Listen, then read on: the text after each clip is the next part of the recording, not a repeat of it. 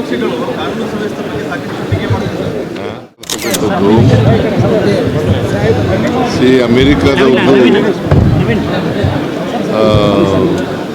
ನನ್ನ ಪ್ರಕಾರ ಖಮೇನಿ ಮೇಲೆ ಮಾಡಿರ್ತಕ್ಕಂಥ ವಾರ್ ಇದೆಯಲ್ಲ, ಇರಾನ್ ಮೇಲೆ ಮಾಡಿರ್ತಕ್ಕಂಥ ವಾರ್ ಅನಗತ್ಯವಾದದ್ದು. ಏನಾದ್ರು ಇದ್ದರೆ ಈಗ ಒಂದು ಕಡೆ ಶಾಂತಿ ಮಂತ್ರ ಹೇಳ್ತಾರೆ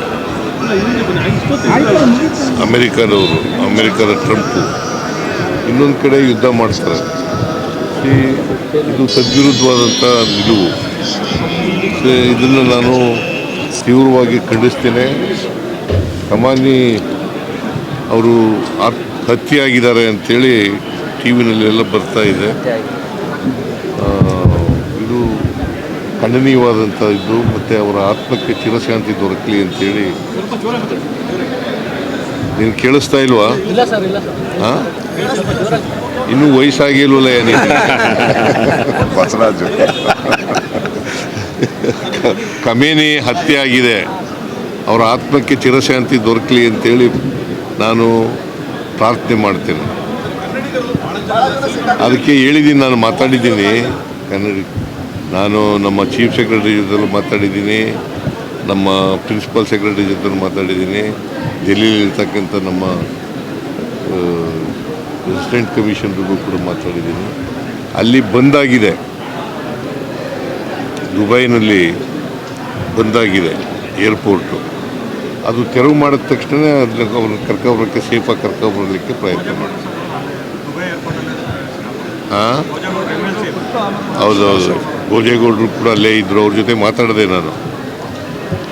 ಭೋಜೇಗೌಡರ ಜೊತೆ ಮಾತಾಡಿದೆ, ಆರಾಮಾಗಿದ್ದಾರಂತೆ, ಹೋಟೆಲ್ನಲ್ಲಿದ್ದಾರಂತೆ.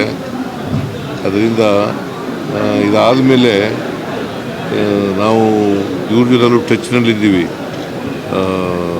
ವಿದೇಶಾಂಗ ಸಚಿವಾಲಯ ಜೊತೆ ಟಚ್ನಲ್ಲಿದ್ದೀವಿ. ಸೊ ಅದರಿಂದ ನಾವು ಯಾರಿಗೂ ತೊಂದರೆ ಆಗದ ರೀತಿಯಲ್ಲಿ ಸುರಕ್ಷಿತವಾಗಿ ಕರ್ಕೊಂಬರ್ತಕ್ಕಂಥ ಪ್ರಯತ್ನವನ್ನು ಮಾಡ್ತಾಯಿದ್ದೀವಿ. ಎಲ್ಲರೂ ಕನ್ನಡಿಗರು. ಬಳ್ಳಾರಿಯವರು 35 ಜನನ ಎಷ್ಟು ಜನ ಇದ್ದಾರೆ? ಹಾಂ,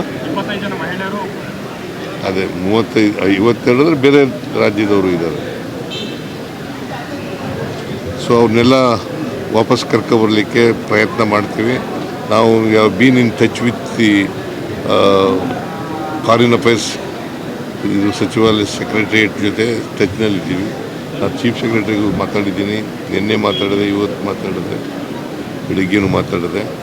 so all our Indians are safe in Dubai. ಅದೆಲ್ಲ ಬಂದ ಮೇಲೆ ನೋಡಿ.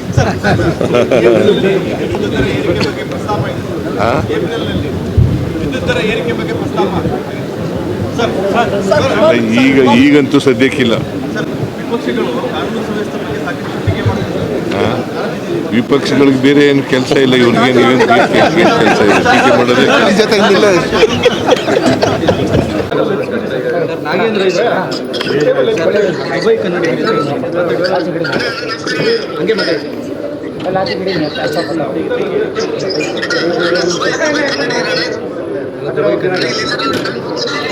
ಎಲ್ಲ ಚೆನ್ನಾಗಿದ್ದೀರಾ?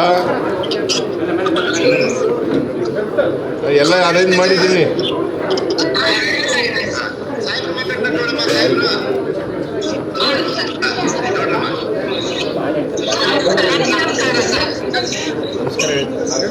ನಮಸ್ಕಾರ.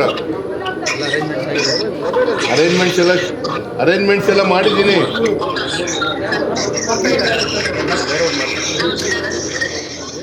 ಯಾರು